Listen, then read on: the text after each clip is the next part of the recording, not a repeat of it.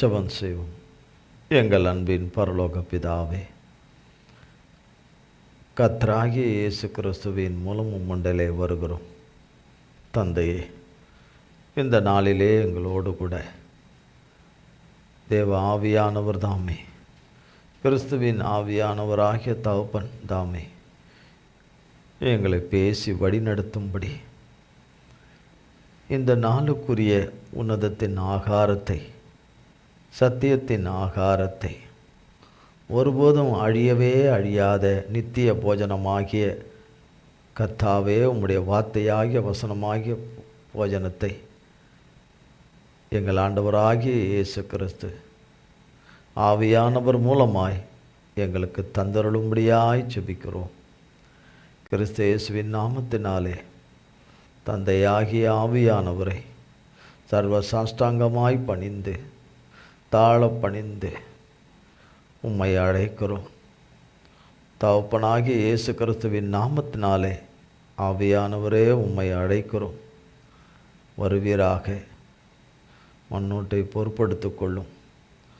மாம்சமும் இரத்தமும் வேதத்தில் நீர் கூடாதவைகளும் புறம்பானவைகளும் ஒன்றும் ஒரு காலமும் காணக்கூடாதபடி தகப்பனாகிய இயேசு கிறிஸ்துவின் நாமத்தின் அக்கினினாலும் இரத்தத்தின் அக்கினினாலும் அபிஷேகத்தின் அக்கினினாலும் என்னிலே வேரோடு சுட்டரிக்கப்பட்டு சுட்டரிக்கப்பட்டு சுட்டரிக்கப்பட்டு போவதாக.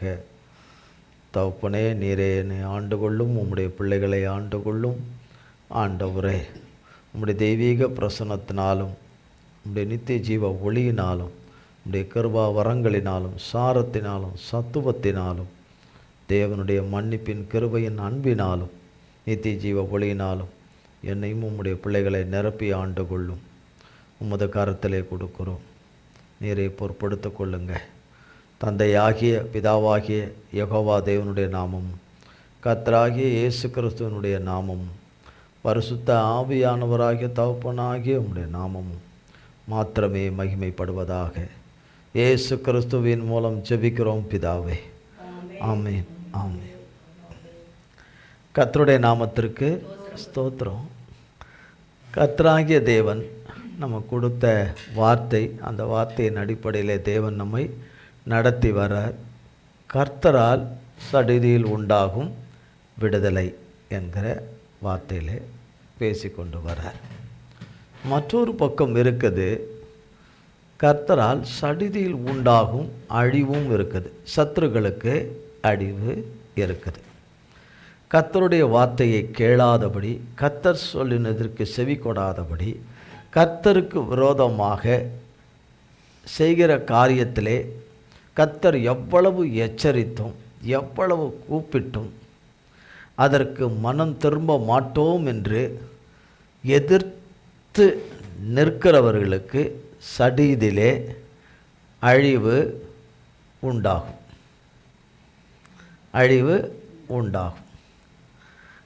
கர்த்தர் சொன்ன வார்த்தையில் அவர் பாதத்தில் விழுந்து கடந்து என் மேலே கிருபையாக இறங்கும், என்னை மன்னித்து இரக்கம் பாராட்டும், உம்மை விட்டு வழி தப்பி போனேன் ஆண்டவரே, இளைய குமாரனைப் போல போனேன், எல்லாவற்றையும் அழித்து போட்டேன், என்னை மன்னியும் என்று தகப்பனிடத்தில் திரும்பி வருவது நல்லது என்று சொல்லி, அந்த தகப்பனிடத்தில் வர்றது நல்லதுங்கிற எண்ணமும் அந்த புத்தி தெளிவும் அவனுக்கு உண்டானது என்றால் அதுவும் கர்த்தரால் தான்.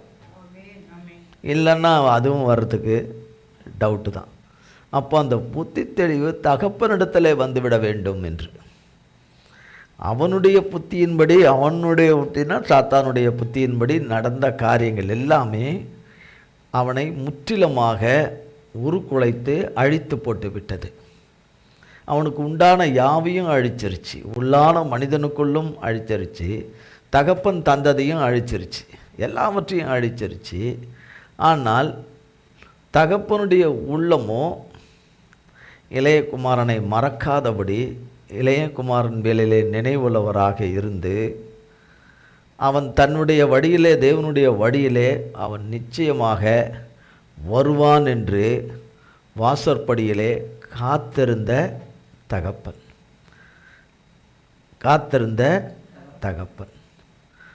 அந்த தகப்பன் யார்? நம்மை சிருஷ்டித்த பிதாவாகிய தேவன். அந்த இளைய குமாரன் யார்? வழி தப்பிப்போன மனுக்குலமாகிய நம் ஒவ்வொருவரை குறித்து சொல்லப்படுகிறது. ஒவ்வொருவர் குறித்து சொல்லப்படுகிறது. தகப்பனிடத்தில் வந்துட்ட பிறகு தகப்பன் அவனை கழுவி சுத்தமாக்கி முடி செய்து அவனுக்கு வஸ்திரங்களை உடுத்து வைத்து மோதிரத்தை அணிவித்து அவனுக்கு சகலமும் அவனுக்கு கொடுக்க வேண்டிய அத்தனையும் கொடுக்கிறார். தன் மகனிடத்தில் எப்படிப்பட்ட அன்பை கொடுத்தாரோ அதே அன்பையே அவனுக்கு கொடுத்து அவன் இழந்த யாவையும் அவனுக்கு கொடுத்து பெரிய சந்தோஷம் தகப்பன் வீட்டிலே பரலோக வீட்டிலே உண்டாயிற்று என்றுதான் வேதத்தில் போடப்பட்டிருக்கிறது. இதற்கு விரோதமாக தேவ பிள்ளைகளுடைய வாழ்க்கையில் தேவன் நடத்துகிற தேவ சித்தத்தினுடைய வழி நடத்துதலிலே விரோதமாய் நிற்பது தேவனுக்கு விரோதமாக நிற்பது, தேவனுக்கு எதிர்த்து நிற்பது, தேவன் வழி நடத்தி கொண்டு போகிற பாதையில் குறுக்கிடுவது. வேகமாக போய்கொண்டிருக்கிற 160 கிலோமீட்டரில் வேகமாக போய்கொண்டிருக்கிற ஒரு வண்டியில் குறுக்கில் வந்தால் என்ன ஆகும் என்கின்றது போல அதை காட்டிலும் இடியும் மின்னலுமாய் வருகிற இடத்துல இடி மின்னலுக்கு குறுக்கில் போனால் எப்படி இருக்கும்? ஒன்றும் இல்லாமல் போயிடும் போல விரோதமாய் எழும்புவது சடீதிலே அழிவை கொண்டு வந்துவிடும். நான் இரவும் பகலும் கர்த்தரை நோக்கி கூப்பிடுகிறவர்கள், கர்த்தரை நோக்கியே கூப்பிட்டு கொண்டிருக்கிறவர்கள் கர்த்தராலே கழுவப்பட்டு நன்றாக கழுவப்பட்ட தேவனாலே சுத்தமாக்கப்பட்ட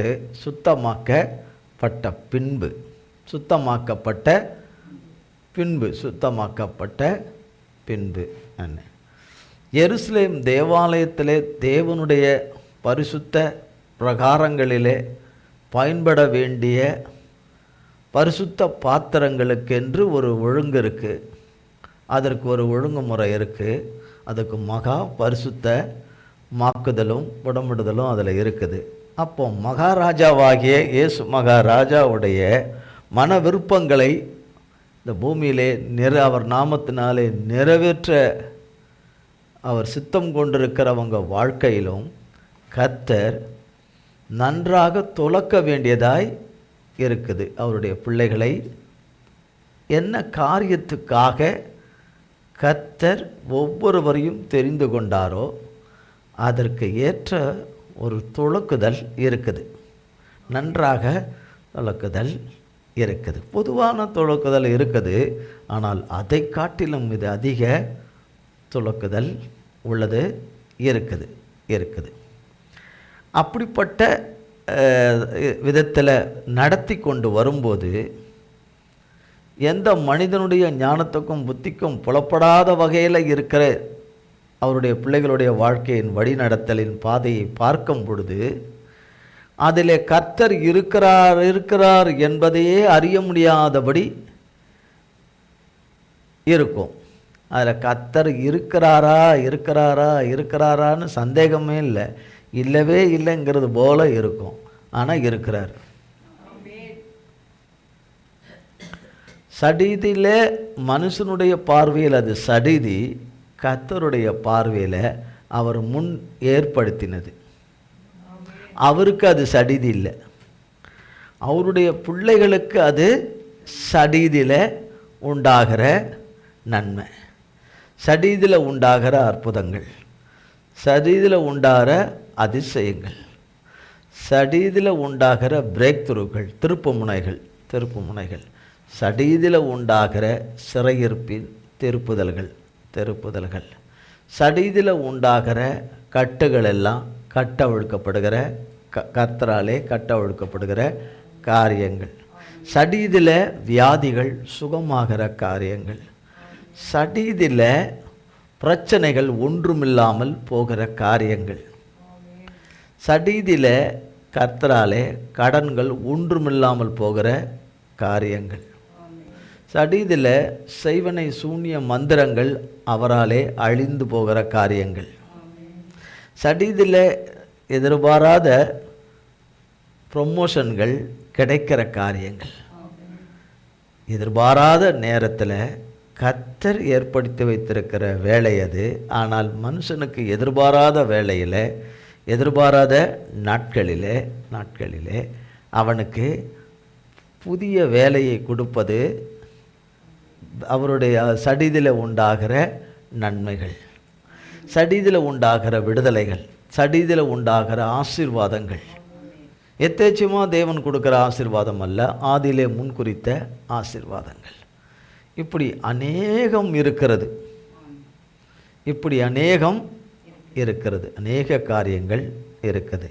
எல்லாமே யாரிடத்தில் இருக்குது? கர்த்தரிடத்திலிருந்து இருக்குது. உலகத்தின் முடிவு பரிந்தும் சகல நாட்களிலும் நான் உன்னுடனே கூட இருக்கிறேன் என்று சொன்னவர் அந்த வார்த்தையிலிருந்து மாற மாட்டார். உலகத்தின் முடிவு பரிந்தும் சகல நாட்களிலும் நான் உன்னை விட்டு விலகுவதும் இல்லை, உன்னை கைவிடுவதும் இல்லை என்று சொன்ன வார்த்தையிலிருந்து மாறி போக மாட்டார். ஆனால் நாம் அவர் சொன்ன வார்த்தையின்படி, அவர் விரும்புகிறபடி நாம் நடப்பது நல்லது. அப்பொழுது அவர் சொன்ன வார்த்தைகள் எல்லாம், சத்தியமான அந்த வார்த்தைகள் எல்லாம் சத்தியமாக நிறைவேறும். சத்தியபரனாகிய அவராலே நிறைவேறும். வழி தவறி போன காலங்களுக்குரிய தண்டனைகளை நமக்கு அவர் தரார். ஏன்னா அவர் நீதி உள்ள நியாயாதிபதி, நீதி உள்ள தேவன். அவர் நீதி உள்ள நியாயாதிபதி வேறு, அவர் நீதியின் ராஜா. அதனால் அவர் நீதி செய்யணும், நியாயம் செய்யணும். தான் பிள்ளையாக இருந்தாலும் தவறு செய்தாலும் அடித்து அவங்கள கண்டித்து அவங்கள சுத்தமாக்கி பிள்ளைகளுக்குரிய அப்பமாகிய ஏசப்பாவுடைய ஆசீர்வாதத்தை அவர் கொடுப்பது நிச்சயம். இல்லை என்றால் அவர் பரலோக தகப்பனாக இருக்க முடியாது. அந்த தகப்பன் தம்முடைய பிள்ளைகளுக்கு வேதத்தில் என்ன சொல்லி வைத்திருக்கிறார், என்ன வார்த்தைகளை எழுதி வைத்திருக்கிறார், இவைகளெல்லாம் நமக்கு வாக்குறுதிகளாக கொடுத்திருக்கிறாரோ அந்த வாக்குறுதிகளை எல்லாம் அவர் நிறைவேற்ற நம்பத்தகுந்தவரும் உண்மை உள்ளவரும் அதிலே உறுதியாக இருக்கிறவரும் அதை நிறைவேற்றி முடிக்கும் பரியந்தமும் அமர்ந்திராதவருமாய் இருக்கிறார்.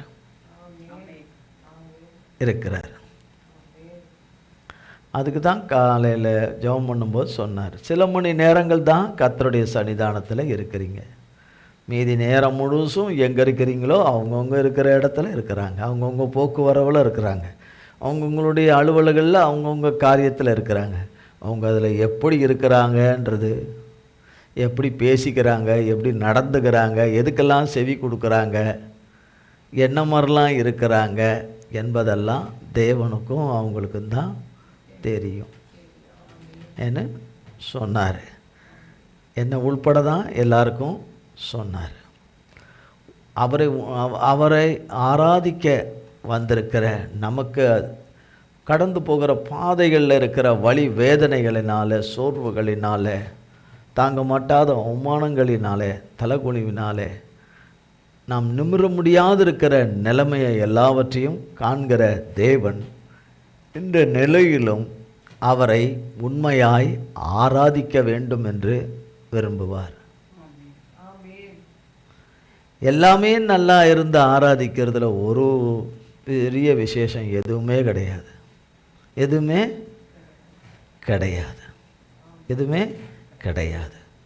ஒரு தேவைக்காக அந்த தேவை நைஸாக நிறைவேறணும், அதுக்காக அவரை ஆராதிக்கிறேன் என்பதும் அவருக்கு தெரியும். இது பொய்யின் ஆராதனைன்னு. ஒரு காரியத்தை சாதிச்சுட்டு போயிடணும், ஒரு காரியத்தை நிறைவேற்றிட்டு போயிடணும், அதுக்காக நான் ஆண்டவர் ஆராதிக்கிறேன் அப்படின்னு சொன்னாலும் அந்த ட்ராமா அவருக்கு நன்றாக தெரியும். எதுவும் எல்லாமே அவர் பரிசுத்த பார்வையில் உண்மை உள்ளதாக காணப்பட்டால் அவர் உண்மை உள்ளவராக இருப்பார். நாம் உண்மை இல்லாதவர்களாக இருக்கும்போதே அவர் உண்மை உள்ளவராக இருக்கிறார். நாம் நாற்றம் முடித்தவர்களாக இருக்கும்போதே பாவிகளாகவும் துன்மார்க்கர்களும் மீறுதல் செய்கிறவர்களும் அக்கிரமக்காரர்களுமாய் இருந்தபோதே கிறிஸ்து நமக்காக சிலுவையிலே மரித்து உயிர்த்தெழுந்தார் என்று வேதம் சொல்லுகிறது. சங்கீதங்களின் புஸ்தகம் 126 சங்கீதம் 4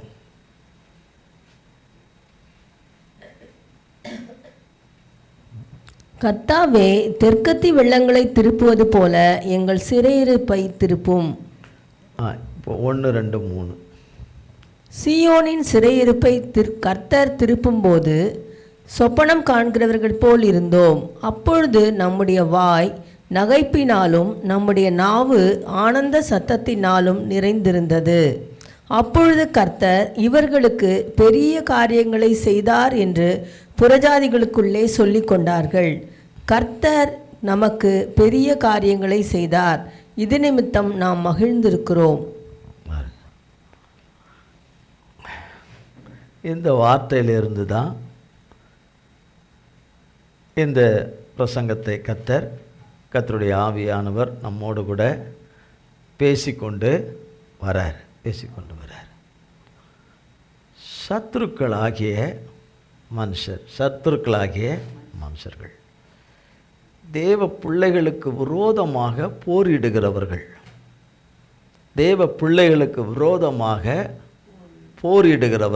போர் செய்கிறவர்கள், யுத்தம் பண்ணுகிறவர்கள். யுத்தத்திலே பல விதங்கள் இருக்குது. விதத்துக்கு விதம் இருக்குது. ஆவியில் யுத்தம், சிந்தையில் யுத்தம், எண்ணங்களிலே யுத்தம், மந்திரங்களை கொண்டு யுத்தம், மாந்திரிகங்களை கொண்டு யுத்தம் பண்ணுவது, பூஜைகளை செய்து நரபலிகளை பண்ணி யுத்தம் பண்ணுவது, அந்தகார வல்லமைகள் வந்து யுத்தம் பண்ணுவது, இருளின் ஆளுகைகள் ராஜ்யங்கள் யுத்தம் பண்ணுவது, இப்படி பல விதத்தில் மாம்சத்தில் யுத்தம் பண்ணுவது, பால் உணர்வுகளை தூண்டி யுத்தம் பண்ணுவது, பலவிதமான உணர்ச்சிகளை தூண்டி யுத்தம் பண்ணுவது, அசுத்தங்களை தூண்டி யுத்தம் பண்ணுவது, விதத்துக்கு விதம் கட்டவிழ்ப்புகளை கட்டவிழ்த்து சாத்தானின் மண்டலங்களிலிருந்து புறப்பட்டு வருகிற ஏராளமான யுத்தங்கள் புறப்பட்டு வருது. அந்த யுத்தங்களுக்கு அவனுக்கு செவி கொடுத்து அதன்படி அவன் கைப்பாவையாய் செய்கிறவர்களுக்கு, அவன் கையாளுகளாக அவனுடைய ஏஜென்ட்டுகளாக இருந்து செய்கிறவர்களுக்கு சடீதில் அவர்களுக்கு அழிவு வரும் என்று பரிசுத்த வேதாகமும் சொல்லுகிறது. அவர்களுக்கு எப்படி வரும்? சடீதில் அவர்களுக்கும் அப்படின்னா அவர்களுக்கும் தேவன் முன்னரே ஏற்படுத்தி வச்சிருக்கிறார். அந்த சடீதில் வர்றது தேவனை நம்பி, தேவனுக்கு பயந்து, தேவனுக்கு அஞ்சி, பொல்லாப்பான வழிகளை விட்டுவிட்டு, பாவ வழிகளை விட்டுவிட்டு, விபச்சார வழிகளை விட்டுவிட்டு, பரிசுத்த குலைச்சலாக்கின வழிகளை விட்டுவிட்டு, தேவநாமம் சத்துருக்களால் தூஷிக்கும்படியான நடந்து கொண்ட காரியங்களை விட்டுவிட்டு, தன்னிச்சையாக நடந்து கொண்ட, சுயமாக நடந்து கொண்ட சுய வழிகளை எல்லாம் விட்டுவிட்டு, சகல அசுத்தங்களையும் கேடுபாடுகளையும் விட்டுவிட்டு, கேடுபாடான எண்ணங்களையும் விட்டு, பெருமையான எண்ணங்களை விட்டுவிட்டு, துன்மார்க்கத்தனங்களை எல்லாம் விட்டுவிட்டு, எல்லா விதமான அடாவடித்தனத்தையும் முரட்டாட்டங்களை பிடிவாதங்களை எல்லாம் விட்டுவிட்டு, எல்லா துர்க்குணங்களையும் விட்டுவிடுகிறேன் என்று சொல்லி கர்த்தர் பாதத்திலே விழுந்து சரணாகதி அடைஞ்சி அவருடைய அடைக்கலத்துக்குள்ளே, அநாதி தேவனுடைய அடைக்கலத்துக்குள்ளே வந்தவர்களுக்கு கர்த்தரிடத்திலிருந்து விடுதலை உண்டாகிறது. அது கர்த்தர் நியமித்த நாளிலே அந்த சடிதியான விடுதலை உண்டாகிறது. கர்த்தருடைய பிள்ளைகளுக்கு உண்டாகிறது. அதே நேரத்தில் சத்துருக்களாக இருந்து கொண்டு வெளியில் நல்ல விதமாக காணப்படுவதும், தேவனுடைய பார்வையில் அவர்கள் சத்துருக்கள் என்று தேவன் அறிந்து வைத்திருக்கிற பகைஞர்களும் துரோகிகளும் துன்மார்க்கர்களும் இரத்த பிரியர்களும் கொலை வெறியர்களும் தேவ பிள்ளைகள் அழிய வேண்டும், தேவ பிள்ளைகளுடைய குடும்பங்கள் அழிய வேண்டும், அவர்கள் ஒன்றுமில்லாமல் இந்த ஜீவனுள்ளோ தேசத்திலிருந்து அறுப்புண்டு போகப்பட வேண்டும், உன்னதமான தேவனாலே தெரிந்து கொள்ள பிள்ளைகளுடைய வாழ்வு ஒருபோதும் நிலைக்கக்கூடாது, பூமியிலே அவர்கள் நிலைத்திருக்கக்கூடாது, அவர்கள் தேவ விருப்பத்துக்கு மாறாக நடக்க வேண்டும், தேவன் செய் என்று சொன்னதை செய்யக்கூடாது, தேவன் செய் என்று சொன்னதை செய்யக்கூடாது, தேவன் செய்யக்கூடாது என்று சொல்லியிருக்கிறதை செய்ய வேண்டும் என்று நித்தமும் போராடி யுத்தம் பண்ணுகிற சத்துருக்கள். தேவனுடைய மனதை வருத்தப்படுத்த முடியாய் தேவனுக்கு பிரியமானவர்கள் நடந்து கொள்ள வேண்டும். ஆமீன் சொல்லக்கூடாது. தேவனுடைய பிள்ளைகள் தேவனை வருத்தப்படும்படியாய், தேவனை மன வருத்தப்படும்படியாய், வேதனைப்படும்படியாய் நடந்து கொள்ள வேண்டும் என்று நினைக்கிற சத்துருக்கள், கட்டவிழ்க்கிற இப்படி நடந்து கொள்ள வேண்டும் என்று அதற்காக அநேக மந்திரங்களையும் தந்திரங்களையும் சூழ்ச்சிகளையும் வஞ்சகங்களையும் சூதுக்களையும் பல்வேறு வகையான அசுத்தங்களையும் கரைகளையும் பாவ கரைகளையும் பாவ இச்சைகளையும் கட்டவிழ்க்கிற சத்துருக்கள்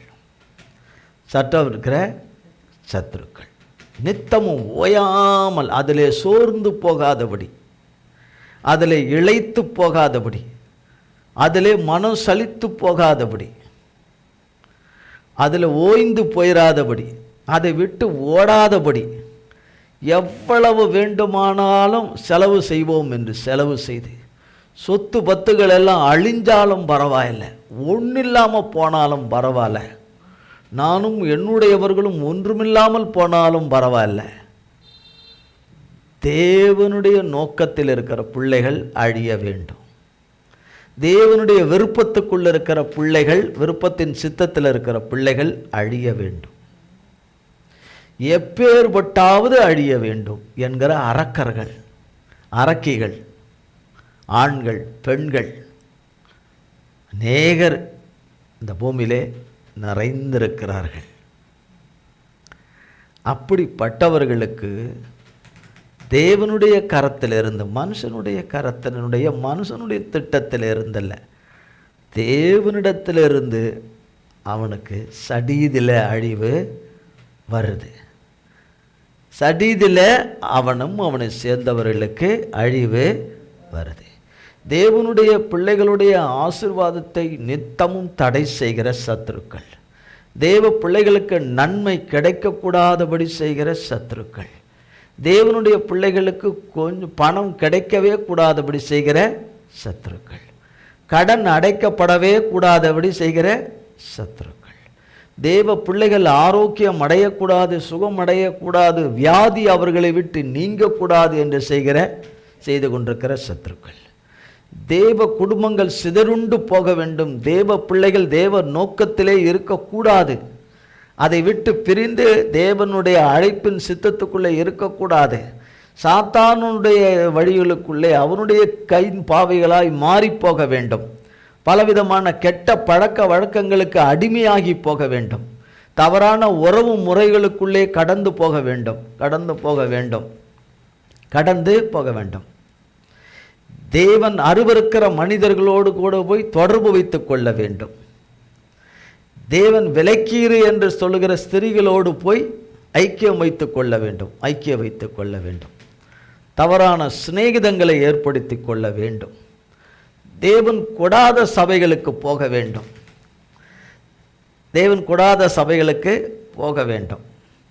தேவன் கொடாத மேய்ப்பர்களோடு கூட ஐக்கியம் வைத்துக் கொள்ள வேண்டும், வழி நடத்தப்படுகிற பரிசுத்த ஆவியானவரோட மட்டும் ஐக்கியமாயிரவே கூடாது, வேறு எதில் வேண்டுமானாலும் ஐக்கியமாய் நீ இரு என்று சொல்லுகிற சாத்தானுடைய மனுஷருடைய கட்டவிழ்ப்புகள் ஏராளம்.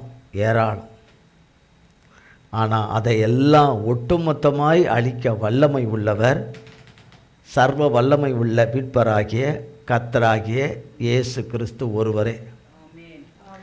அவரை அண்டிக் கொண்டு அவருடைய அடைக்கலத்துக்குள்ளே இருக்கிற பிள்ளைகளுக்கு அதை அவர் அழிக்கிறார், அதை அழித்து போடுவார், அதை அழித்து போடுவார், அழித்து போடுவார். சாத்தானின் சகல அதிகாரங்களும், சாத்தானுடைய சகல அவனுக்கு விற்று போட்ட மனிதர்களுடைய அதிகாரங்களை எல்லாம் அவர் அழித்து போடுவார், அவர் அழித்து போடுவார். சடீதிலே அவர் செய்கிற காரியங்கள் பூமியில் எந்த மனிதனுக்கும், எந்த சக்திகளுக்கும், எந்த ஆவிகளுக்கும், எந்த தூதர்களுக்கும் தெரியாது. இதை அவர் தம்முடைய ஜனத்திற்கு, தம்முடைய மக்களுக்கு, தம்முடைய பிள்ளைகளுக்கு அவர் செய்யும்போது இது நம்முடைய நீதினாலே உண்டானது அல்ல, நம்மளுடைய உன்னதமான கீழ்ப்படிதலினாலே தேவன் நமக்கு செய்கிற காரியம் அல்ல, நம்முடைய மகா பரிசுத்தத்தினாலே, உத்தம விசுவாசத்தினாலே, உத்தம பக்தினாலே, பக்தியின் நடக்கையினாலே தேவன் நமக்கு செய்கிறது அல்ல. நமக்காக எல்லா தகுதியற்ற நமக்காக எல்லாவற்றையும் கல்வாரி சிலுவை மரத்தில் செய்து முடித்தவராகிய அவருடைய கர்த்தராகிய இயேசு கிறிஸ்து, பிதாவின் ஒரே பேரான குமாரனாகிய இயேசு கிறிஸ்துனுடைய நீதியினாலே அவருடைய பிள்ளைகளை விடுவிக்கிறார். மாசற்ற ஆட்டுக்குட்டியானவருடைய இரத்தம் சிந்துதலினாலே, மன்னித்து இரத்தம் சிந்தின அந்த இரத்தம் சிந்ததினாலும், அவருடைய ஜீவனாலும், அவருடைய நீதியாலும் அவருடைய பிள்ளைகளை சடிதிலே விடுவிக்கிற தேவனாய் இருக்கிறார். அவரை விசுவாசிக்கிற யாவருக்குள்ளும் இதை செய்கிறார். அவரை உண்மையாய் நம்பி அவரை சேவிக்கிற ஆராதிக்கிறவர்களுக்கு அதை செய்கிறார்.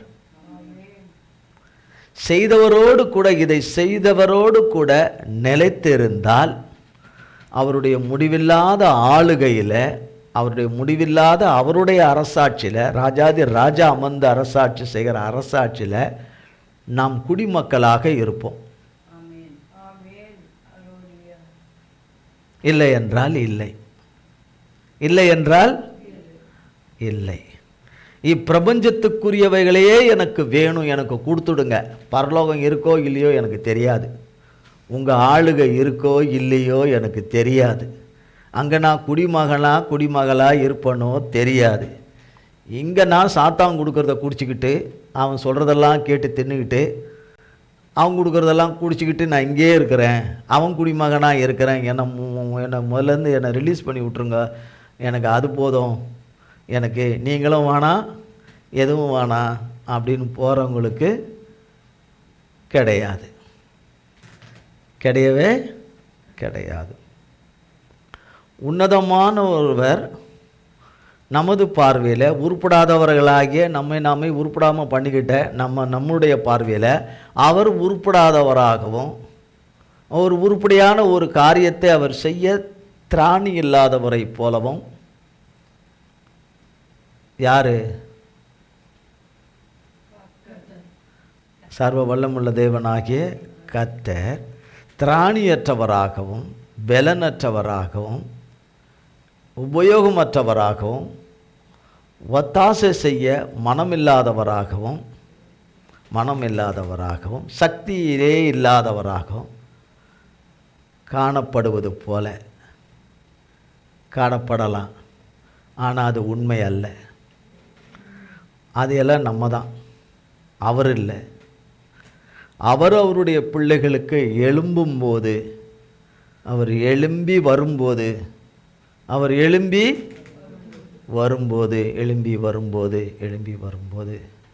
அவருக்கு முன் நிற்கத்தக்கவர்கள் யார்? அவருக்கு முன் எந்த சாத்தான் நிற்க முடியும்? எந்த சாத்தான் கூட்டம் நிற்க முடியும்? எந்த சாத்தானுடைய அதிகாரங்களும் வல்லமைகளும் எதிர் வல்லமைகள் நிற்க முடியும்? எந்த சாத்தான் குட்டிங்க நிற்க முடியும்? எந்த இரத்த காட்டேரி நிற்க முடியும்? எந்த பேய் பிசாசுகள் நிற்க முடியும்? எந்த துன்மார்க்கர் கொலைவெறியர்கள் அதிகாரத்தில் இருக்கிற துஷ்பிரயோகம் செய்கிற மகா கொடிய துன்மார்க்கர்கள் ஆகிய பாபிலோனியர்கள், கல்தேயர்கள் எப்படி நிற்க முடியும்? அவர் வரும்பொழுது, அவர் கடந்து வரும்போது, அவர் கடந்து வந்து அவர் பிள்ளைகளை விடுவிக்க வரும்பொழுது, பூமியில் அவருடைய பிள்ளைகளை விடுவிக்க எந்தெந்த நிலையிலே சிக்குண்டு கதறுகிறார்களோ, அலறுகிறார்களோ, இதற்கு மேலே பிழைக்க முடியல, இதுக்கு மேலே வாழ முடியல, இதுக்கு மேலே நிலைக்க முடியல, நிற்க முடியல என்று சொல்லி அவர் பார்வையில் உண்மையாய் கதறி தங்களை தாழ்த்தி கதறுகிற கதறுகளுக்கு அவர் நியமித்த நாளிலே அவர் வந்து விடுவிக்கும் போது சத்துருக்கள் அவர்கள் செய்த துன்மார்க்கத்தினாலே தேவன் நீதிமானாக்கினவர்களுக்கு விரோதமாக எழும்பினவர்களுக்கு தேவன் சடிதில் அழிவை கொண்டு வரார். தேவன் சடிதில் அழிவை கொண்டு வரார். அப்போஸ்தலர் நடவடிக்கைகளின் புஸ்தகம்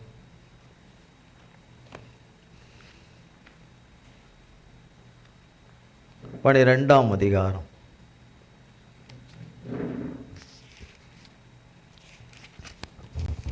1 அக்காலத்திலே ஏரோது ராஜா சபையிலே சிலரை துன்பப்படுத்த தொடங்கி யோவானுடைய சகோதரனாகிய யாக்கோபை பட்டயத்தினாலே கொலை செய்தான். அது யூதருக்கு பிரியமாயிருக்கிறதென்று அவன் கண்டு பேதுருவையும் பிடிக்க தொடர்ந்தான். அப்பொழுது புளிப்பில்லாத அப்ப பண்டிகை நாட்களாயிருந்தது. அவனை பிடித்து சிறைச்சாலையிலே வைத்து பஸ்கா பண்டிகைக்கு பின்பு ஜனங்களுக்கு முன்பாக அவனை வெளியே கொண்டு வரலாம் என்று எண்ணி அவனை காக்கும்படி வகுப்புக்கு 4 போர் சேவகராக ஏற்படுத்திய 4 வகுப்புகளின் வசமாக ஒப்புவித்தான். அப்படியே பேதுரு சிறைச்சாலையிலே காக்கப்பட்டிருக்கையில் சபையார் அவனுக்காக தேவனை நோக்கி ஊக்கத்தோடே ஜெபம் பண்ணினார்கள். ஏரோது அவனை வெளியே கொண்டு வரும்படி குறித்திருந்த நாளுக்கு முந்தின நாள் ராத்திரியிலே பேதுரு 2 சங்கிலிகளினாலே கட்டப்பட்டு 2 சேவகர் நடுவே நித்திரை பண்ணி கொண்டிருந்தான். காவற்காரரும் கதவுக்கு முன்னிருந்து சிறைச்சாலையை காத்து கொண்டிருந்தார்கள். அப்பொழுது கர்த்தருடைய தூதன் அங்கே வந்து நின்றான். அறையிலே வெளிச்சம் பிரகாசித்தது. அவன் பேதுருவை விலாவிலே தட்டி சீக்கிரமாய் எழுந்திரு என்று அவனை எழுப்பினான். உடனே சங்கிலிகள் அவன் கைகளிலிருந்து விழுந்தது.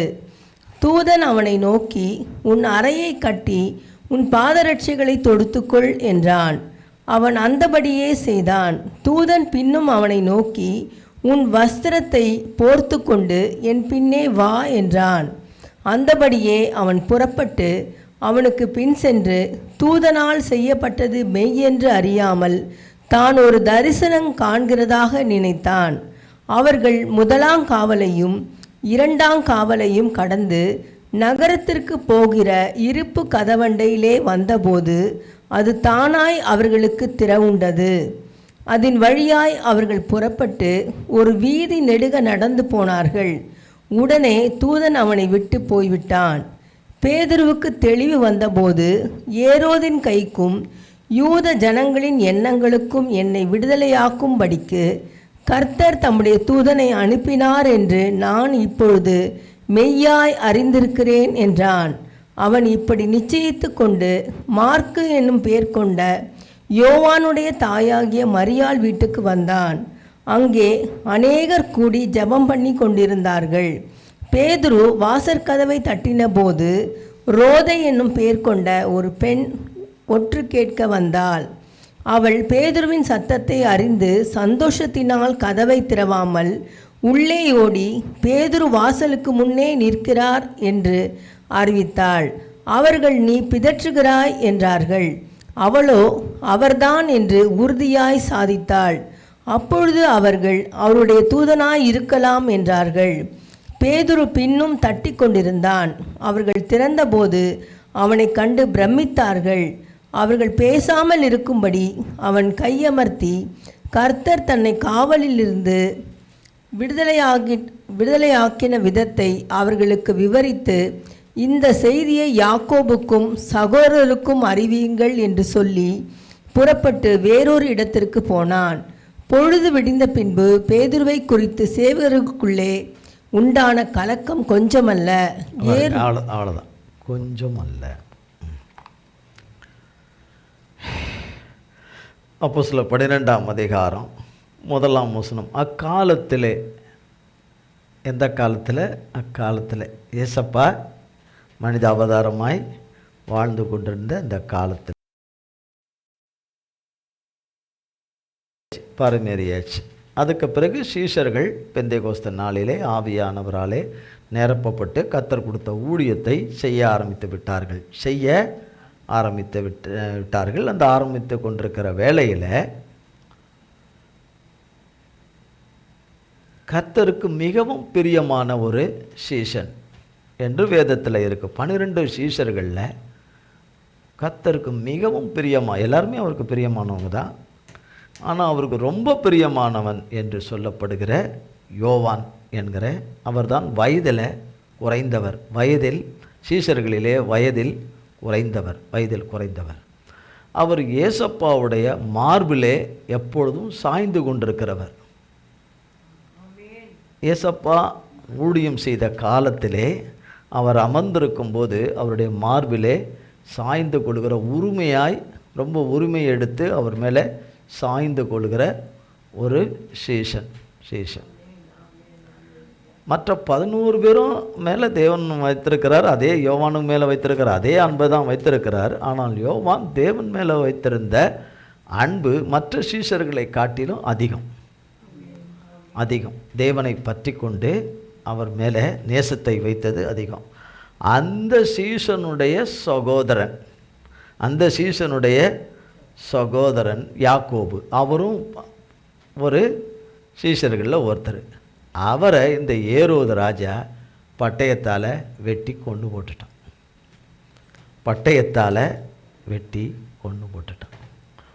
அவர் இரத்த சாட்சியாய் மறிச்சிட்டார். தேவன் அப்படி முன் குறிச்சிருக்க கூடும், அதனால தான். இல்லைன்னா கை வச்சிருக்க முடியாது, சான்ஸே கிடையாது.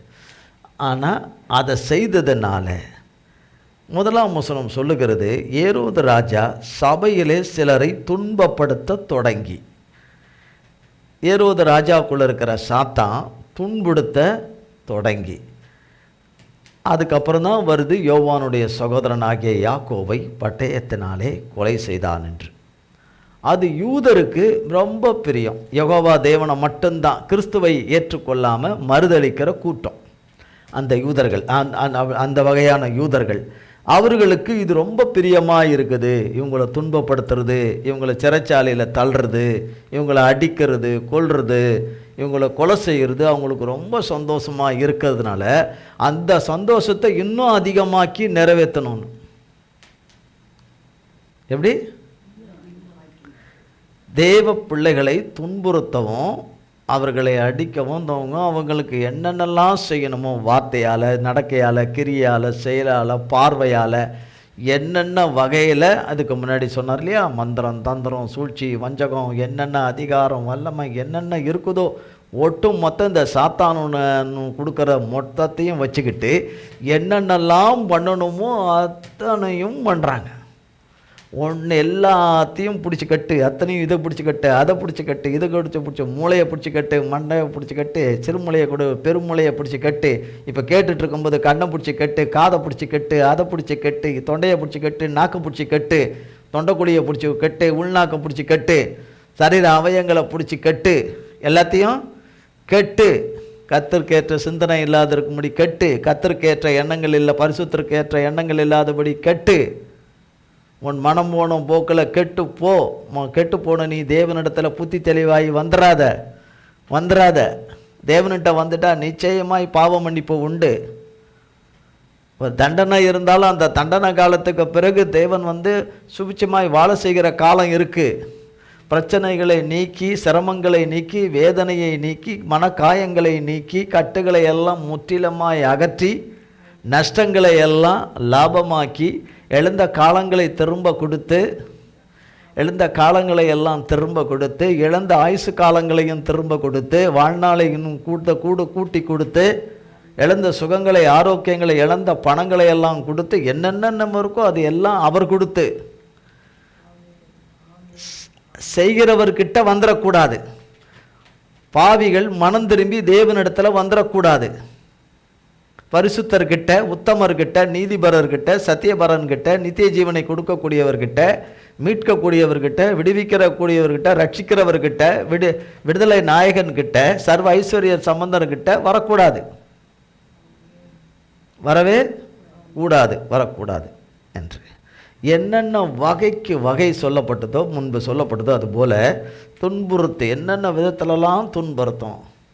இதுக்கு மேலே தேவன் செய்வாரா, இதுக்கு மேலே தேவன் செய்வாரா, இதுக்கு மேலே ஒன்று தேவன் செய்வாரா, இதுக்கப்புறமும் தேவன் செய்வாரா, இதுக்கப்புறமும் தேவன் செய்வாரா என்று சொல்லுகிற ஒளியின் வேஷத்தை தரித்திருக்கிற சாத்தானுடைய தூதர்களுடைய வார்த்தைகளை எல்லாம் கேட்டு கேட்டு கேட்டு கேட்டு உண்மைதான் உண்மைதான் உண்மைதான், சாத்தான் சொல்கிறதெல்லாம் உண்மைதான், சாத்தான் சொல்கிறதெல்லாம் பொய்யனாகிய சாத்தான் சொல்கிறதெல்லாம் உண்மைதான் உண்மைதான். சாத்தான் மனுஷன் ஒருவேளை பையனாக கூட இருக்கலாம், சாத்தான் மனுஷன் மகளாக கூட இருக்கலாம், மருமகனாக இருக்கலாம், எந்த உறவாவது இருக்கலாம், எந்த உற்றார் உறவுகளாக இருக்கலாம், உடன் பிறந்தவங்களாக இருக்கலாம், பெற்ற பிள்ளைகளாக இருக்கலாம், சபையாராக இருக்கலாம், விசுவாசியாக இருக்கலாம், உன் வேலை ஸ்தலங்களில் இருக்கலாம், உன் வியாபார ஸ்தலங்களில் இருக்கலாம், உன் போக்குவரவில் இருக்கலாம், உன் சம்பாஷணையில் உன்னோடு கூட இருக்கிறவர்களில் பலரில் யாராவது இருக்கலாம்.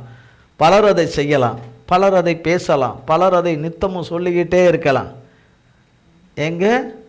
எங்கே உன் தேவன் இன்னும் செஞ்ச மாதிரி இல்லை, எங்கே உன் தேவன் செஞ்ச மாதிரி இல்லை, எங்கே உன் தேவன் இன்னும் செஞ்ச மாதிரி இல்லை சொல்லுகிற போதே எண்ணம் கொண்டு கொள்ள வேண்டும்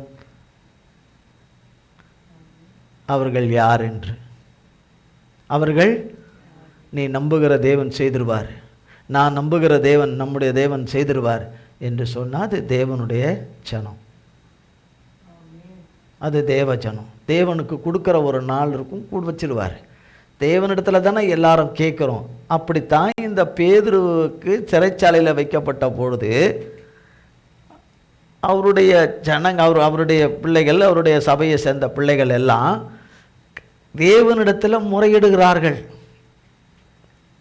தேவனே இப்படி பிடிக்க அனுமதிச்சிட்டீங்களப்பா, யார யாக்கோபை இப்போ தான் வெட்டி கொண்டு போட்டுட்டான், இப்போ சபைக்கு தலையாய் எல்லாத்துக்கும் இந்த எஜமா ஏசப்பா தான்.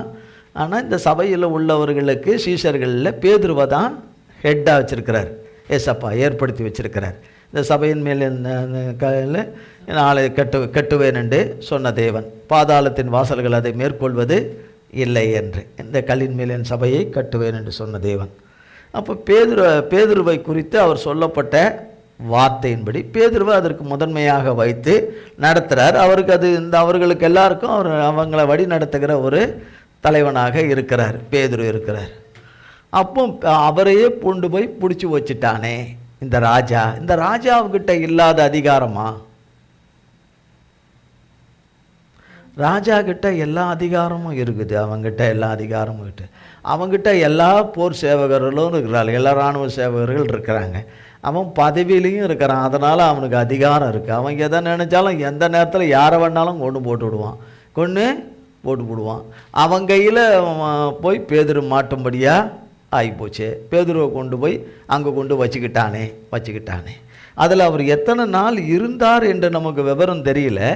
ஆனால் அநேகன் கொஞ்ச நாட்கள் இருந்திருக்கிறார். அப்போ அவனுக்கு ஒரு எண்ணம் இருக்குது. என்ன எண்ணம் என்று சொல்லப்படுது 4ஆம் வசனம். அவனை பிடித்து சிறைச்சாலையிலே வைத்து பஸ்கா பண்டிகைக்கு பின்பு ஜனங்களுக்கு முன்பாக அவனை வெளியே கொண்டு வரலாம் என்று எண்ணி, ஏரோதுக்குள்ள இருக்கிற சாத்தான் அதை எண்ணி அவனை காக்கும்படி வகுப்புக்கு 4 சேவர்களாக ஏற்படுத்தி 4 வகுப்புகளின் வசமாக ஒப்பித்தான். 4 வகையான காவல்களை வச்சிட்டான். அவர் படுத்திருக்கிற அறைக்குள்ளே, இந்த ஜெயில் அறைக்குள்ளே, அவர் இருக்கிற அந்த அறைக்குள்ளேயே 2 பேர் உள்ள, அந்த அறைக்கு கதவுக்கு வெளியே அங்கே ஆளுங்க, அதுக்கு அடுத்தது ஒன்று அங்கே ஆட்கள், அதுக்கு அடுத்ததும் ஆட்கள், அப்படி 4 வகை. அப்புறம் மெயின் கேட்டு, அதுக்கப்புறம் பெரிய காம்பவுண்ட் வால், மெயின் கேட்டு. இவ்வளவு காவல்களையும் பக்காவாக போட்டு எந்த விதத்திலையும் பேதுரு தப்பிச்சிடக்கூடாது, பேதுரு தப்பிச்சிடக்கூடாது, பேதுருவை யாரும் தப்ப பண்ணிடக்கூடாது, பேதுருவை யாரும் விடுதலையாக்கி கொண்டு போயிடக்கூடாது, பேதுருவுடைய ஆட்கள் விடுதலையாக்கி கொண்டு போயிடக்கூடாதுல்ல. ரொம்ப தீவிரமாக காவல் காக்கிறார்கள். மற்றொரு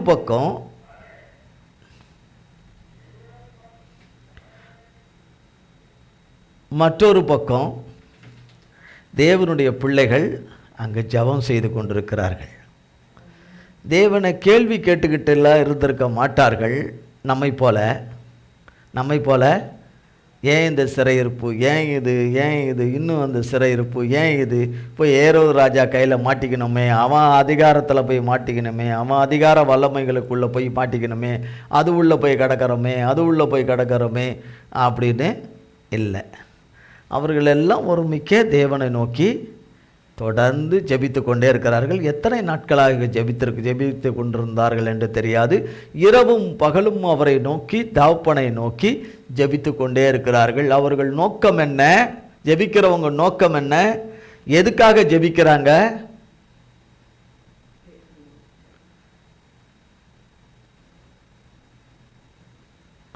எதுக்காக ஜெபிக்கிறாங்க? பேதுருக்கு எப்படியாவது ஜெயிலில் போய் சாப்பாடு கொடுக்கணும், ஆண்டவரே பர்மிஷன் வாங்கி கொடுங்க, அவருக்கு மாற்று ட்ரெஸ்ஸை வாங்கி கொடுக்கணும் கதறாங்க. அப்படி கதறாங்க. எப்படியாவது டெம்பரவரியாக அவரை வெளியே கொண்டு வந்துடுங்க, திருப்பி மறுபடியும் உள்ளே கொண்டு போய் வச்சுக்கினாலும் வச்சுக்கிட்டோம், கொஞ்ச நாள் இப்படி வெளியில் கொண்டு வரத்துக்கு இந்த காலத்தில் சொல்கிறாங்க இல்லையா, ஜாமீன் அந்த மாதிரி வரத்துக்கு செய்யுங்க அப்படின்னு. இல்லை, முழுமையாய் அவரை எங்கள் விடுதலை செய்யணும், நீங்கள் செய்தாதான் செய்ய முடியும்.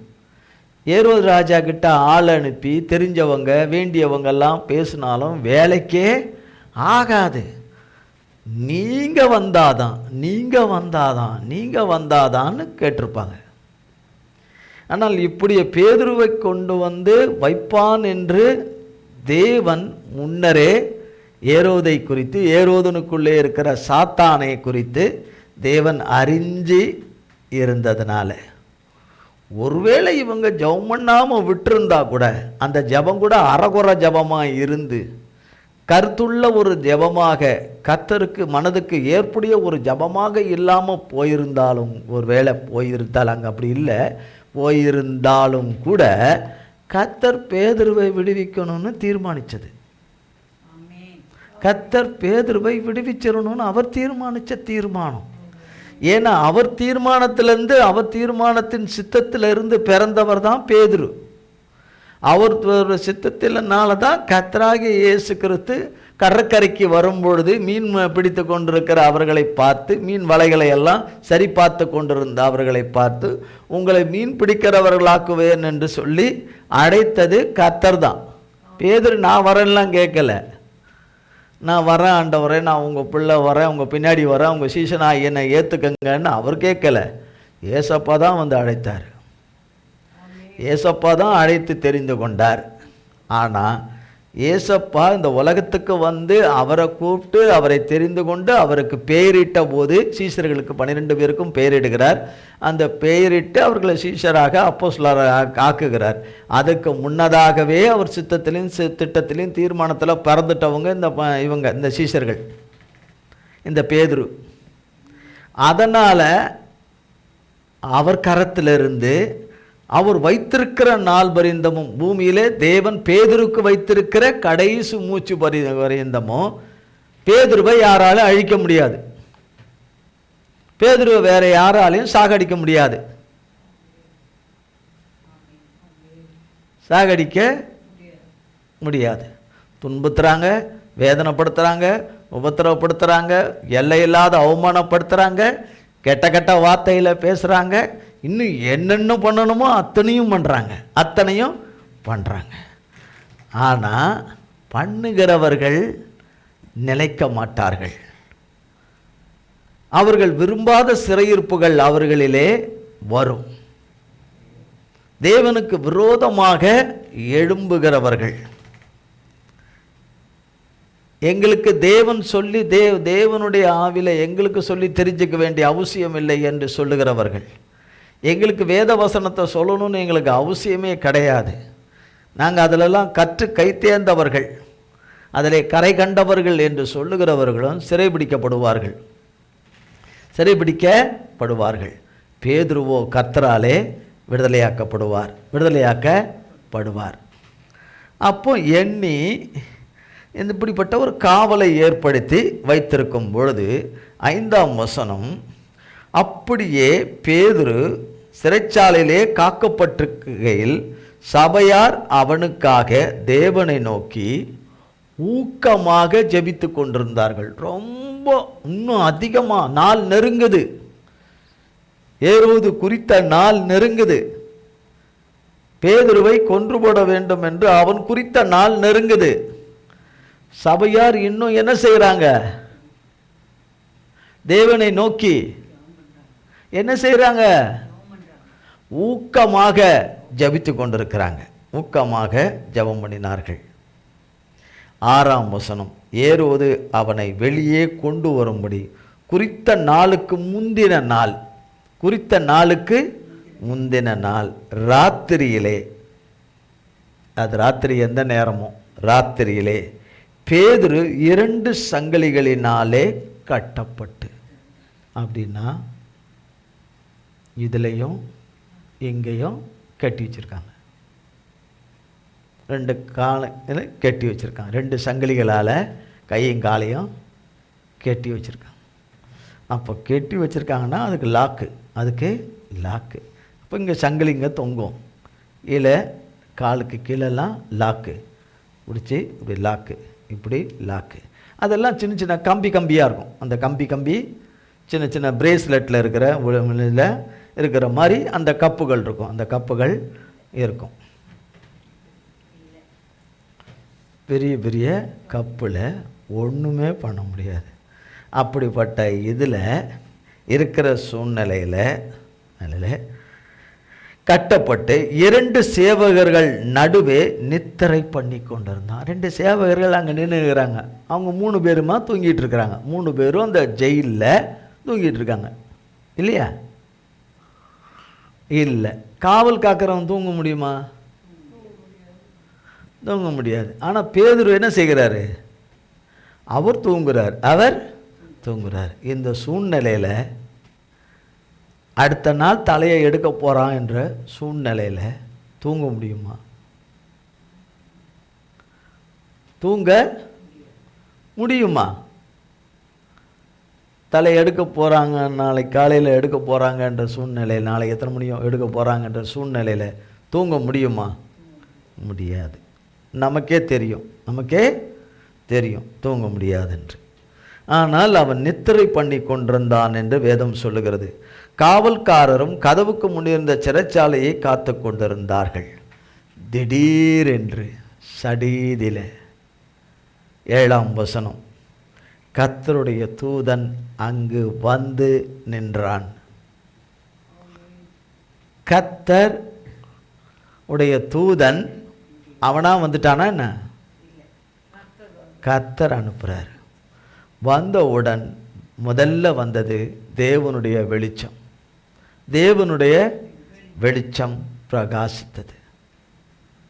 இப்போ டப்புன்னு அந்த இடத்துல வெளிச்சம் வந்த உடனே முழிப்பு வருமா வராதா? ஆனால் பேதுருக்கு வரல.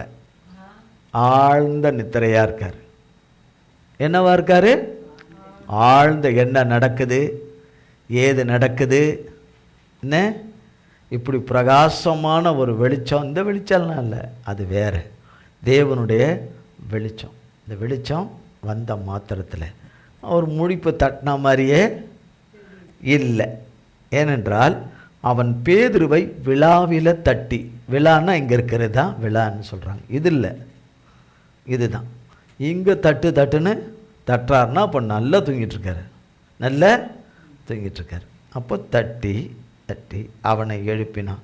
அப்போ எழுப்பின பிறகு நார்மலாக பேசுவாங்க இல்லையா, இப்போ நீங்கள் வந்திருக்கிறது யார்?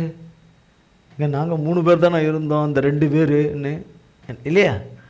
அப்போ அந்த 2 சிறைச்சாலைக்குள்ளே இருந்த அந்த 2 சேவகர்கள் இருந்தாங்கல்ல, அவங்க அலறணுமா வேணாமா? இல்லையா? அலறி சிறைச்சாலை கதவெல்லாம் தாப்பாலாம் போட்டு பூட்டி வச்சுக்கிட்டு தான் உள்ளே இருந்துருப்பானுங்க சாவியை வச்சுக்கிட்டு. அப்போ ஓடவும் முடியாது, திறந்து அந்த நேரத்துக்கு அர்ஜென்ட்டுக்கு ஓடலாம் முடியாது. அவங்க என்ன ஆனாங்க, அவங்க வரும்போது அவங்க ஒருத்தருக்கும் நினைவே கிடையாது. தூதர்களுக்கு நினைவே, அந்த சேவகர்களுக்கு நினைவே கிடையாது. இங்கே தூதன் வந்திருக்கிறாரு, இங்கே வெளிச்சம் வந்திருக்குது, தூதர் வந்திருக்கிறாங்கன்றதே கிடையாது. அவங்க மயக்கமாக இருக்காங்க. அவங்க என்னவா இருக்கிறாங்க? சிந்தையிலும் எண்ணத்திலும் மூளையிலும் கண்ணிலையும் நினைவிலும் மயக்கத்தில் இருக்காங்க. அங்கே இருக்கிற மொத்த சேவகரும் மயக்கத்தில் தான் இருக்காங்க. மொத்த சேவகர்களுக்கும் என்ன நடக்குது ஏது நடக்குது எதுவுமே தெரியாது. யார் செய்தா? ஏரோது கிட்ட எல்லா அதிகாரமும் இருக்குது. ஏரோது ராஜா கிட்ட மனுஷர் வழக்கத்தில் சொல்லுகிற சொல்லின்படி சொல்ல வேண்டுமானால் ஏரோது ராஜா கிட்ட இல்லாத அதிகாரமே கிடையாது, அவ்வளோ அதிகாரம் இருக்குது. ஆனால் படைச்சவர் கையில் இருக்கிற அதிகாரமும் அவர் கையில் இருக்கு. படைச்சவர் கொடுத்திருக்கிற அதிகாரத்தை துஷ்பிரயோகம் செய்கிறான், அவன் தவறாக பயன்படுத்துகிறான், தப்பிதமாக தேவ சித்தத்துக்கு விரோதமாக பயன்படுத்துகிறான். அதிகாரத்தை கொடுத்தவருக்கு அதிகாரத்தை பிடுங்க தெரியாதா? அதிகாரத்தை பயன்படுத்துகிறவனையும் பிடுங்க தெரியாதா? அவனை சேர்ந்தவர்களுக்கு உள்ள அதிகாரத்தையும் பிடுங்க தெரியாதா? அதில் உள்ளவனுங்களுடைய ஜீவனலோ தேசத்திலிருந்து கட்டுகள் இருந்து அவனுங்களை பிடுங்க தெரியாதா? அவனுக்கு செய்கிற சகல மந்திர தந்திர சூழ்ச்சிக வஞ்சகங்களை எல்லாம், அவர்களுடைய சகல சம்பாஷணையின் கூடுகளை எல்லாம் அழிக்க தெரியாதா? அழிக்க தெரியும்ல. அப்போ ஏரோது ராஜாவுக்கு இந்த இந்த இந்த இது இருக்குதா, இந்த வல்லமை இருக்குதா? சீஷர்கள் எல்லாம் அந்த காவல்காரங்களெல்லாம் தூங்க வைக்கிறது, அவங்களுக்கு கண்மயக்கம் உண்டாக்க செய்கிறது, அவங்க சிந்த மனது எண்ணங்கள் எல்லாமே வேலை செய்யாதபடி அப்படியே ஸ்தம்பித்து போக செய்கிறது. ஏரோது கிட்ட அந்த அதிகாரம் இருக்கா? அந்த வல்லமை இருக்கா? அந்த சக்தி இருக்கா? கிடையாது. எது கிடையாது. தேவன் சொல்லி அனுப்பின தூதனுக்குள்ள இருக்கிற அந்த வல்லமை, அந்த அற்புதம் செய்கிற சக்தி வல்லமை எல்லாம் தேவன் தந்தது. அப்போ எழுப்பினா உடனே சங்கிலிகள் அவன் கையிலிருந்து விழுந்தது. சங்கிலி அருந்து விட கடவுது என்னும் சொல்லலை. தூதன் சங்கிலி பேதுரு கையில் கட்டப்பட்டிருக்கிற அந்த கட்டுகள் ஆகிய அந்த சங்கிலிகளை கலந்து விட கடவா என்று சொல்லவும் இல்லை. தேவன் சொல்லி அனுப்பின நோக்கம் என்னவோ அந்த நோக்கத்தின்படியே, அந்த எண்ணத்தின்படியே சங்கிலி கலண்டுடுது. சங்கிலி ஆட்டோமேட்டிக்காக கலண்டுடுது. ஏரோதினுடைய ஆணையின்படி, கட்டளையின்படி, அவன் உத்தரவின்படி, அவன் அதிகாரத்தின் உத்தரவின்படி, அவன் சேவகர்கள் போட்ட அந்த சங்கிலியை அவர்கள் தான் அவுக்கும், எங்களை தவிர அவுக்க யாராலையும் முடியாது என்கிற இதை தேவனுடைய வார்த்தை இந்த இடத்துல பொருட்டு வந்த மாதிரியும் இல்லை. தேவனுடைய வார்த்தை இந்த இடத்துல, தேவனுடைய தூதன் வந்திருக்கிறாரு, அவர் வாயிலிருந்து சங்கிலி கலள கடவுது என்று கட்டுகள்லாம் அவள கடவுதுன்னு சொன்ன மாதிரியும் தெரியல. ஆனால் என்ன நோக்கத்துக்கு தேவன் இந்த தூதனை இங்கே பேதுருவை விடுவிக்க அனுப்பிச்சாரோ அந்த நோக்கத்தின்படி சங்கிலி கலண்டுடுச்சு. அந்த நோக்கத்தின்படி சங்கிலி கலண்டுடுச்சு. அப்போ பேதுருக்கு இந்த அந்த ராத்திரிக்கு முந்தின நாள் ராத்திரி தூதன் வரல. பேதுருவை சந்திக்க வந்த தேவன் அனுப்பின அந்த நாள், அந்த ராத்திரிக்கு அதுக்கும் முந்தின நாள் ராத்திரி யார் வரல? தூதன் வரல. ஆனா தேவன் குறிச்ச நாள்ல தூதன் வந்துட்டான். தூதன் வந்துட்டான். எங்கே இருந்து? பரலோகத்திலிருந்து. தூதன் அங்கன்னா பரலோகத்திலிருந்து வரான். பரலோகம்னா பக்கத்தில் இருக்குது, பரலோகத்திலிருந்து வரான். பரலோகத்திலேருந்து வந்துட்டான். அவன் பரலோகத்திலிருந்து புறப்பட்டு இங்கே வந்துக்கிட்டு இருக்கிறான்றது ஜெபம் பண்ணிக்கிட்டு இருக்கிற யாருக்கும் தெரியாது. ஜெபம் பண்ணுறவங்களுக்கு யாருக்கும் எந்த தரிசனமும் கிடையாது, எந்த சொப்பனமும் வரல. தேவன் தந்தா தானே வரும், வரல. அதெல்லாம் வரல, எதுவுமே வரல. அங்கே தேவன் அனுப்பிட்டாருன்னு, தூதனை அனுப்பிட்டாருன்னு. அவன் புறப்பட்ட சிலர்கள் அநேக நாட்களாக இருக்கும், சிலதுக்கு உடனே இருக்கும், சிலது சடால்னு இருக்கும், பலது இருக்கும். வகைகள் எப்படியா இருந்தாலும் சரி, புறப்பட்டு வந்தது அவர்களுக்கு என்ன செய்யலை தெரியல. இப்பொழுது சிறைச்சாலைக்கும் தேவதூதன் வந்துட்டான். பேதுருவை விடுவிக்க கர்த்தராலே வந்துட்டான். பேதுருக்கு சங்கிலிலாம் கலண்டுடுச்சு. இப்போ பேதுரு இன்னும் கொஞ்ச நேரத்தில் வந்துட போகிறாரு, விடுதலையோடு கூட வந்துட போகிறாரு என்றும் ஜெபிக்கிறவங்களுக்கு யாருக்குமே தெரியல. என்னது தெரியல. இங்கு சங்கிலி கலண்டுடுச்சு. ஒரு சங்கிலி கலண்டு கீழே விழும்போது சத்தமே இல்லாமல் விழும். அப்படி தானே பொதுவாக சங்கிலி விழுந்தா சத்தமே கேட்காது. ஒரு ஒரு ஒரு 5 ரூபா காயின் 10 ரூபா காயின் கீழே போட்டால் டனங்குன்னு கேட்கும். சத்தம் கேட்குமா கேட்காதா? கேட்கும். ஏன்னா அது ஒரு குறிப்பிட்ட ஒரு உலோகத்தை சேர்ந்தது, கட்டாயம் கேட்கும். அப்போ சங்கிலி விழுந்தா கேட்கணும்ல, ஆனால் கேட்கல. சங்கிலி விழுந்தா கேட்கல. சங்கிலி எல்லாம் பெருசாக இருக்கும்ல இல்லையா? சொல்லிட்டு ஒரு கரண்டி நம்ம கால் மேலே விழுந்துட்டாலே நமக்கு எப்படி இருக்கும்? என்ன இருக்கும்? நெய் விழுந்த மாதிரி, நெய் ஒரு சொட்டு மேலே விழுந்த மாதிரி இருக்கும். நெய் நம்ம காலில் ஒரு சொட்டு விழுந்த மாதிரி இருக்கும். சும்மா அப்படி கதவு இடிச்சதுக்கே நீ சாப்பிட்டியா என்ன, வேற யாத ஒரு வார்த்தை சொல்கிறாங்க, அது சாப்பிட்டியான்னு கேட்குறாங்க. லேசாக இடிச்சதுக்கே டொங்குன்னு கரண்டி விழுந்தா என்ன ஆகும்? கரண்டி போட்டவன் கதி அவ்வளோதான். அல்லது கரண்டி அவங்களா போட்டுக்கிட்டாங்கன்னா ஒன்று அவங்களே திட்டிக்குவாங்க, அவங்களே திட்டிக்குவாங்க. கரண்டி விழுந்தாலும் இருக்கும். அப்போ அந்த சங்கிலி கலண்டு விழுந்த சத்தமும் கேட்கப்படலை. பிறகால 8ஆம் வசனத்தில் சொல்லப்படுகிறது, தூதன் அவனை நோக்கி, உன் நரையை கட்டிக்கொள், அதான் உடைய கட்டிக்கொள், உன் பாதரட்சைகளை போட்டுக்கோ. இன்னும் அவருடைய சுய நினைவுக்கு வரல. பேதுரு சுய நினைவுக்கு இன்னும் வரல. அவன் தொடுத்துக்கொள் என்றான். அவன் அந்தபடியே செய்தான். தூதன் பின்னும் அவனை நோக்கி, உன் வஸ்திரத்தை போர்த்து கொண்டு என் பின்னே வா என்றான். குளிர் டைமாக இருக்கும், குளிர்காலமாக இருந்திருக்கக்கூடும். போர்த்தி கொண்டு வா என்றான்.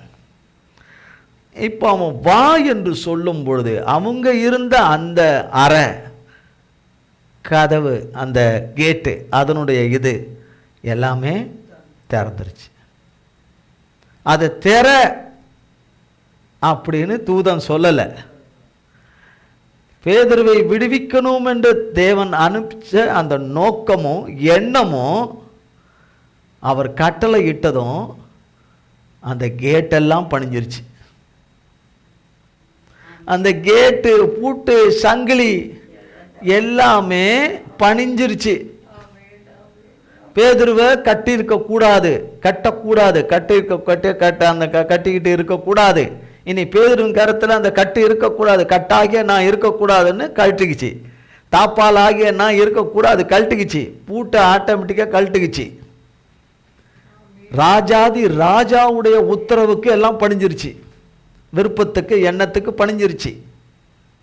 ஏரோது போட்ட பூட்டு, ஏரோது போட்ட தாழ்பா, ஏரோது வைத்த சிறைச்சாலை, ஏரோது வைத்த காவலர்கள் ஒருவரும் செயல்பட முடியல. தேவனுடைய நேரத்தில், வேலையில். அப்பதான் அது செயல்படாமல் போகும். அதுக்கு முன்னாடி அது கொக்கரிச்சுக்கிட்டும் ஆடிக்கிட்டும் இருக்கும். அது எங்களை மீறி உன்னை பேதுருவே, உன்னை விடுவிக்கிறவன் யாரு? உன்னை தப்பு விற்கிறவன் யாரு? உன் ஜீவனை காக்கிறவன் யாரு? தேவன் உன் வாழ்க்கையில் வச்சிருக்கிற ஊழியத்தை நீ எப்படி செய்கிற? நீயே இல்லைன்னா ஊழியம் எப்படி செய்ய போற? நீயே இல்லைன்னா தேவ விருப்பத்தை எப்படி நிறைவேற்ற போற? தேவனுடைய ஆசைய விருப்பத்தை எப்படி நிறைவேற்ற போற? நீயே இல்லாதபடி செய்யறதுக்கு எல்லாமே செஞ்சுட்ட, இனி என்ன உன் உயிர் மட்டும் தாங்க, அதையும் தூக்கிடுவோம் அப்படின்னு சொல்லிட்டு நினைக்கிற வேலையில் எல்லாம் சங்கிலிகள் எல்லாம் கலண்டுடுச்சு. அப்போ பாருங்க 10ஆம் வசனம், அவர்கள் முதலாம் காவலையும் 2ஆம் காவலையும் கடந்து, முதலாம் காவல் 2ஆம், மொத்தம் 4 வகுப்பு வச்சிருக்காங்க, எல்லாத்தையும் தாண்டி எல்லாமே வழி திறந்து வழியே இல்லைன்னு கதறுகிற பிள்ளைகளுக்கு தேவன் சடீதியில் வரும்பொழுது வழி ஆட்டோமேட்டிக்காக திறந்துருது. வழி ஆட்டோமேட்டிக்காக திறந்துருது. அடைச்சதெல்லாம் கழண்டுகுது, பிடிச்சிருக்கிறதெல்லாம் கலண்டுடுது, பிடிச்சிருக்கிறது எல்லாம் ஒட்டு மொத்தமாக கலண்டுடுது. இந்த ஏரோது அவன் அரண்மனையில் அவனுடைய இதில் அவன் இருக்கிறான். யாரு? ஏரோது. அவனுக்கும் இது இங்கே நடக்கிறது என்ன செய்யல தெரியாது. அவனுக்கும் தெரியல. அவங்கிட்ட கேட்டு செய்யணும்னு ராஜாதி ராஜாவுக்கு அவசியம் கிடையாது. அவர்கிட்ட தான் கேட்டு செய்யணுமே தவிர இவங்கிட்டேருந்து கேட்டு செய்யணுன்றது கிடையாது. அப்போ அவர்களுக்கு திற உண்டது. அவர்கள் இருப்பு கதவண்டையில் வந்தபோது அது தானாய் அவர்களுக்கு திற உண்டது. அவர்களுக்கு என்ன உண்டது? திற உண்டது. அதன் வழியாய் புறப்பட்டு ஒரு வீதி நெடுக நடந்து போனார்கள். உடனே தூதன் அவனை விட்டு போய்விட்டான். பேதுரு தெளிவு வந்தபோது இப்போதான் நினைவு வருது அவருக்கு. பேதுருக்கு என்ன வருது? நினைவு வருது. ஏரோதின் கைக்கும் யூத ஜனங்களின் எண்ணங்களுக்கும் என்னை விடுதலையாக்கும்படி கர்த்தர் தம்முடைய தூதனை அனுப்பினார். ஏரோதுடைய அதிகாரத்திலிருந்து, அவனுடைய கை பாவைகளுடைய கரத்திலிருந்தும் கர்த்தர் என்னை விடுதலையாக்கினார். கர்த்தர் என்னை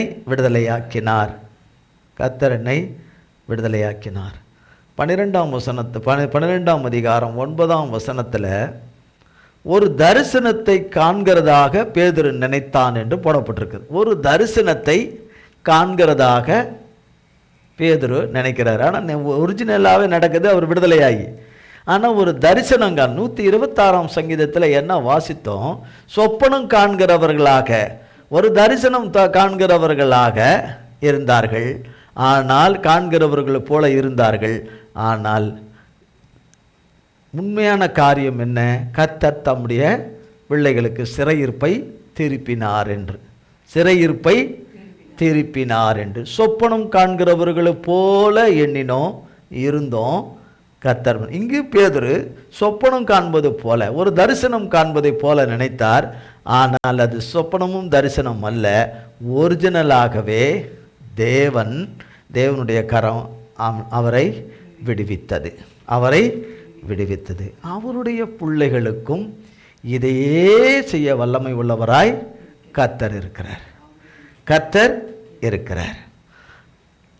இதெல்லாம் பண்ணி முடிச்சவரும் விடுதலையாயும் வந்துட்டாரு. ஆனால் ஜெபம் பண்ணிக்கிட்டே இருக்கிறாங்க எல்லாரும். விடுதலையாகி வந்துட்டாரு, கர்த்தர் அற்புதம் செய்து வந்துட்டார், கர்த்தர் தம்முடைய தூதனை அனுப்பி விடுவிச்சு வந்துட்டார். எல்லாரும் ஜெபம் பண்ணிக்கிட்டு இருக்கிறாங்க. கதவை தட்டுகிறார், கதவை திறக்கிறாங்க. பேதுரு பார்த்து சந்தோஷத்தை கதவை பூட்டிக்கிறாங்க திருப்பி. பேதுருக்காக ஜெபம் பண்ணுறாங்க. பேதுரு வாசலில் வந்துட்டார், விடுதலையாகி கதவுக்கு வந்துட்டார். கதவை திறந்து பார்க்குறாங்க. ரோதை என்கிற ஒரு மக பார்க்குறா. திருப்பி கதவை சாத்திடுறா. பேதுருவை உள்ள விடலை. அங்கே விடுதலையாகி வந்துட்டார். ஆனால் அந்த அறைக்குள்ளே வர்றதுக்கு கதவை திறந்து பார்த்துட்டு சந்தோஷத்தில் அந்த அம்மா பூட்டாங்க பேதுருவை உள்ளே விடாதபடி. வந்து சொல்கிறாங்க, நீ பெதட்டுகிறாய், நீ வளர்றன்னு உறுதியாய் சொல்லுகிறார்கள். வந்தது பேதுரு தான், கர்த்தர் விடுதலையாக்கி கொண்டு வந்திருக்கிறார் என்று. பிறகு கண்டு சந்தோஷப்படுகிறார்கள். அவர் கர்த்தர் செய்ததை சொல்லுகிறார். கர்த்தர் செய்ததை சொல்லுகிறார். கர்த்தர் இப்படி விடுதலையாக்கினார், தம்முடைய தூதனை அனுப்பி என்னை விடுதலையாக்கினார். இந்த சம்பவம் ஏரோதினுடைய சேவகர்களுக்கு கலக்கம் கொஞ்சம் நஞ்சம் அல்ல. தேவனுடைய பிள்ளைகளை தேவன் விடுவிக்கும் போது ஏரோதுக்கும் ஏரோதுடைய சேவகர்களுக்கும் அவனுடைய கைப்பாவைகளுக்கும் கை கூலிகளுக்கும் வருகிற கலக்கம் கொஞ்சம் நஞ்சமாய் இருக்காது. கொஞ்சம் நஞ்சமாய் இருக்காது. பயங்கரமாக இருக்கும். எப்படி இது நடந்தது? எப்படி இது சாத்தியமாயிற்று? இது எப்படி ஆயிற்று? இது எப்படி சாத்தியமாயிற்று? அது தேவனாலே ஆயிற்று. பேதுருவை விடுவித்த தேவன் அவரை நம்பி இருக்கிற, உண்மையாய் அவரை நம்பி இருக்கிற பிள்ளைகளை அவர் விடுவிக்கிற தேவனாய் இருக்கிறார். சடீதில் விடுவிக்கிற தேவனாய் இருக்கிறார். அவரையே நம்பிக்கொண்டிருப்போம். கர்த்தர் தம்முடைய வார்த்தையில் உண்மை உள்ளவராய் இருந்து கர்த்தர் நன்மையானவைகளை செய்து தாம் சொல்லின ஆசீர்வாதங்களை கட்டவிழ்த்து கர்த்தர் தம்முடைய பிள்ளைகளை மீட்டு விடுவித்து ரட்சித்து காத்து கொள்வாராக. கர்த்தர் இந்த வார்த்தைகளை எல்லாம் நம் ஒவ்வொருவருக்கும் பல கோடி மடங்காய் ஆசீர்வதிப்பாராக. ஆமேன், ஆமேன். எங்கள் அன்பின் பிதாவே, கர்த்தராகிய இயேசு கிறிஸ்துவின் மூலம் உம்முண்டிலே வருகிறோம். தந்தையாகிய தேவனே, இந்த நாளிலே தேவரீர் நீரே கடந்து வந்து இந்த நாளின் உம்முடைய ஆராதனைக்கு உரியவராகிய எங்கள் ஆடுகளின் மெய்ப்பனாகிய கர்த்தர் நீரே ஆண்டவரை சபைக்கு தலையாய் எஜமானாய் இருக்கிறவர். சகல துதிகன மகிமைக்கும் துதி ஸ்தோத்திரத்துக்கும் பாத்திரராய் இருக்கிற நீர் ஆண்டவரை உன்னத மகிமைக்கும் கனத்துக்கும் புகழ்ச்சிக்கும் முடிவில்லாத ஆளுகைக்கும் ராஜரீகத்துக்கும் பாத்திரராய் இருக்கிற நீர் கடந்து வந்து இந்த நாளின் உம்முடைய ஆராதனையை நடத்தி கொடுத்த தயவுக்காக, உம்முடைய பிரசன்னத்தின்காக, நித்திய ஜீவனாகிய நித்திய ஜீவ ஒளியாகிய உம்முடைய பிரசன்னத்தின் நிறைவின் நடத்துவதற்காக, நடத்தி தந்ததற்காகவும் தொடர்ந்து நடத்துவதற்காகவும் கோடி கோடி கோடி கோடி ஸ்தோத்திரம். இந்த நாளிலே உம்முடைய சத்தியத்தை கேட்ட நாங்கள் உம்முடைய சத்தத்தை உணர்ந்து அறிந்து ஆண்டவரே நீர் குறித்திருக்கிற வேளை பரியந்தமும் அதற்கு பிறகும் விடுதலையோடு கூட நிலைத்திருக்க கிருபை செய்யும். உம்மிலே நிலைத்து உம்முடைய சித்தத்தை மட்டுமே செய்து வாழ்ந்திருக்க, உமக்குள்ளே மறைந்து உம்முடைய அடைக்கலத்துக்குள்ளே விளையுண்ட மார்பகத்துக்குள்ளே ஆண்டவரை உம்முடைய துருகத்துக்குள்ளே வாழ்ந்திருக்க கிருபை செய்யும். எங்கள் அத்தனை பேரையும் லைவில் இணைந்திருக்கிறோம், பிறகு ரெக்கார்டிங்களை கேட்குற பிள்ளைகளையும் உமது கரத்திலே கொடுக்குறோம். உம்முடைய கல்வாரி இரத்தத்திலே வைத்து மூடி மறைத்து காத்துக்கொள்ளும். உம்முடைய வருகை பரியந்தமும் காத்துக்கொள்ளும். உம்முடைய வருகை பரியந்தமும் காத்துக்கொள்ளும். இயேசு கிறிஸ்துவின் மூலம் ஜெபிக்கிறோம் பிதாவே. ஆமேன், ஆமேன், ஆமேன். என் ஆத்துமாவே கர்த்தரை ஸ்தோத்திரி, என் முழு உள்ளமே பரிசுத்த நாமத்தை ஸ்தோத்திரி. என் ஆத்துமாவே கர்த்தரை ஸ்தோத்திரி, கர்த்தர் செய்த சகல உபகாரங்களை மறவாதே. ஆமேன், ஆமேன், ஆமேன். கர்த்தராகிய இயேசு கிறிஸ்துவின் கிருபையும் பிதாவாகிய தேவனுடைய அன்பும் பரிசுத்த ஆவியானவருடைய அந்யோன்ய ஐக்கியமும் பராமரிப்பும் பாதுகாவலும் என்றென்றைக்கு நம் அனைவரும் கூட சதாகாலங்களுக்கும் நிலைத்திருப்பதாக. ஆமேன், ஆமேன். இயேசுவின் ரத்தம் ஜெயம். இயேசுவின் பரிசுத்த நாமத்திற்கே ஸ்தோத்திரம். ஒரு நிமிஷம் லைவ் இருக்கட்டும்.